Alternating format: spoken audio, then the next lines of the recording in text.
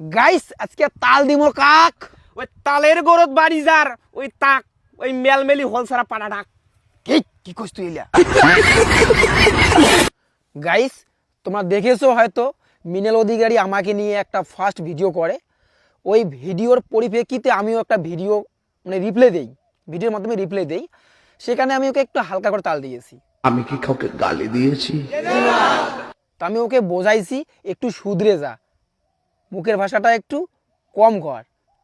তো আবার দেখি ও আমাকে নিয়ে আবার একটা ভিডিও বানাইছে আমার শিক্ষাগত যোগ্যতা নিয়ে। তা গাইস ভাই আমরা ভাই সাধারণ ঘরে ছাওয়া পাওয়া ভাই, অতর মতো শিক্ষিত আমরা না।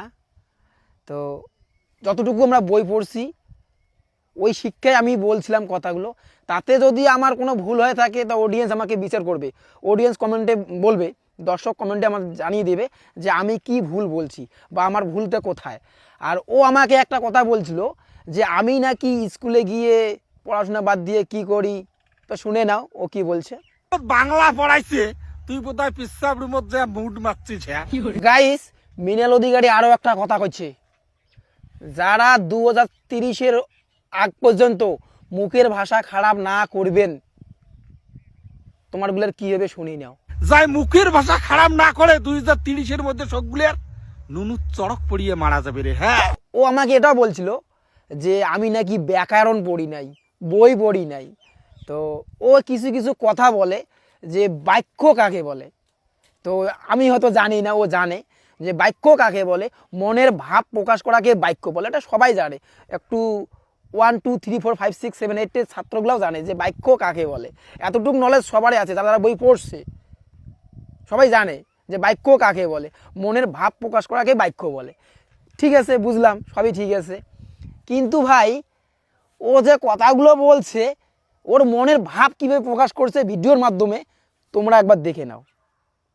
কারো প্রতি যদি মোর রাগ অভিমান থাকে না, সেটি আমার মুখের মানে ভাষা, মুই যে বাক্যটা বীর করং তার মাধ্যম দিয়ে মোর মনের ভাবটা বীর হয়ে চলে যায়, বুঝছিস? এতক্ষণে বুঝলেন বা এতক্ষণে বোঝা গেল মিনাল অধিকারী কারো প্রতি রাগ অভিমান বা কারো প্রতি একটা চাহিদা আশা থাকলে ও তার এইভাবে ভিডিওর মধ্যে প্রকাশ করে, ওর মনের ভাবটা প্রকাশ করে।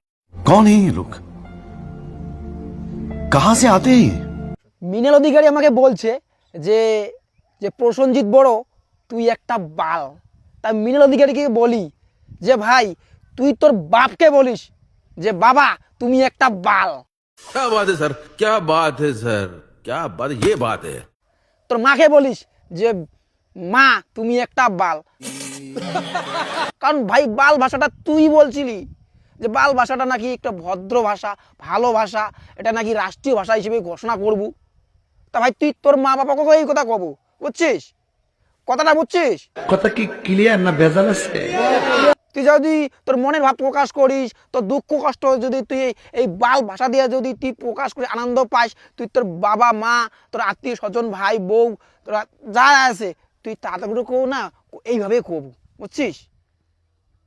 বাকিটা পরের ভিডিওতে আসবে।